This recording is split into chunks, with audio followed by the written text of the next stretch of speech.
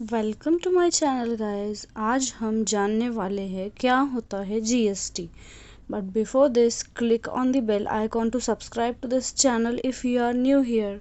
Also do like and share this video with your friends because after all sharing ही caring होता है। तो आइए जानते हैं व्हाट इज जीएसटी।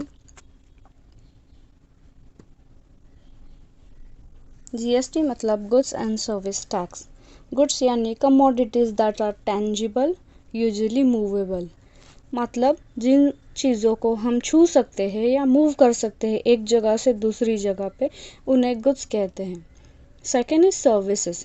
सर्विसेज यानी टेंजिबल एक्ट्स और परफॉर्मेंस, मतलब एक पर्सन दूसरे पर्सन के लिए अगर कोई परफॉर्मेंस देता है या कोई एक्ट करता है, जैसे कि टेलीकम्युनिकेशन सर्विस, वो जो एक्ट और परफॉर्मेंस होता है मॉनेटरी कॉम्पेंसेशन के बदले में, उसे हम सर्विस कहते हैं। अब बारी आती है जानने की व्हाट इज़ टैक्स। टैक्स मतलब वो हमारे सैलरी का या हमारे इनकम का वो हिस्सा होता है जो हम गवर्नमेंट को पे करते हैं फॉर सम वेलबींग।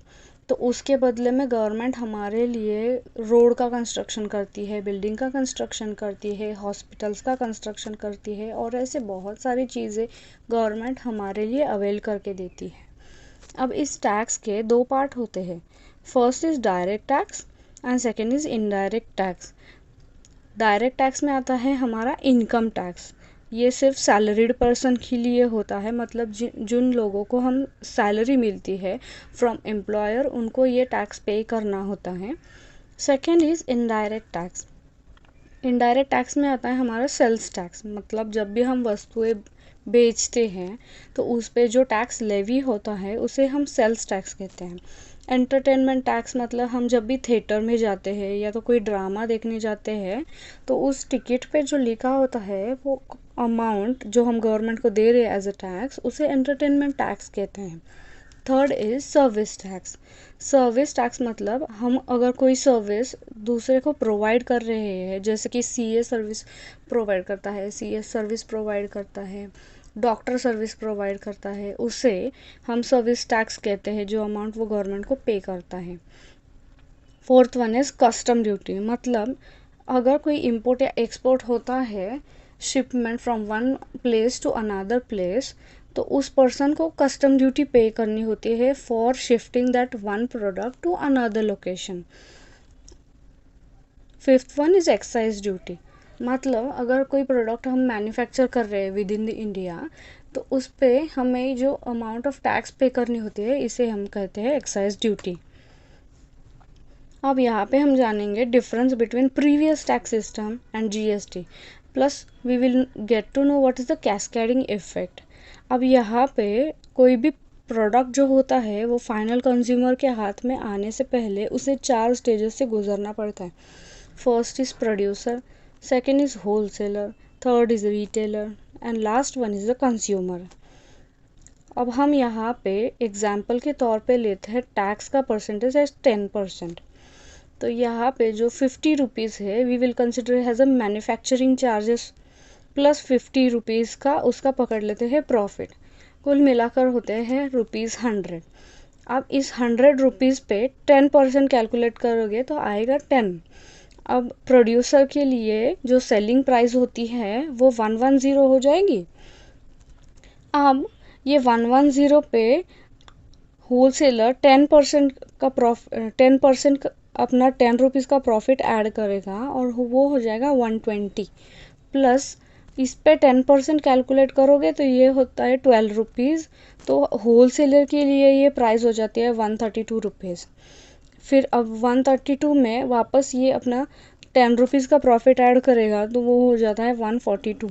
इसमें हम 10% ऐड करेंगे तो 14.2, फिर फाइनल कंज्यूमर के लिए वो प्राइस हो जाती है 156.2 रुपीज़। तो ये यहाँ पे अगर आप ऑब्जर्व करोगे तो ये टैक्स पे टैक्स कैलकुलेट हो रहा है, मतलब इसमें ऑलरेडी टैक्स पे किया है और इसका प्राइस हुआ है 110। तो यहाँ पे जो हमने प्राइस लिया है वो 110 वापस से लिया है एंड इसमें वापस से हमने 12 रुपीज़ का टैक्स गवर्नमेंट को पे किया है। फिर ये टैक्स ऑन टैक्स का जो सिस्टम है इसको हम कैस्केडिंग इफेक्ट कहते हैं।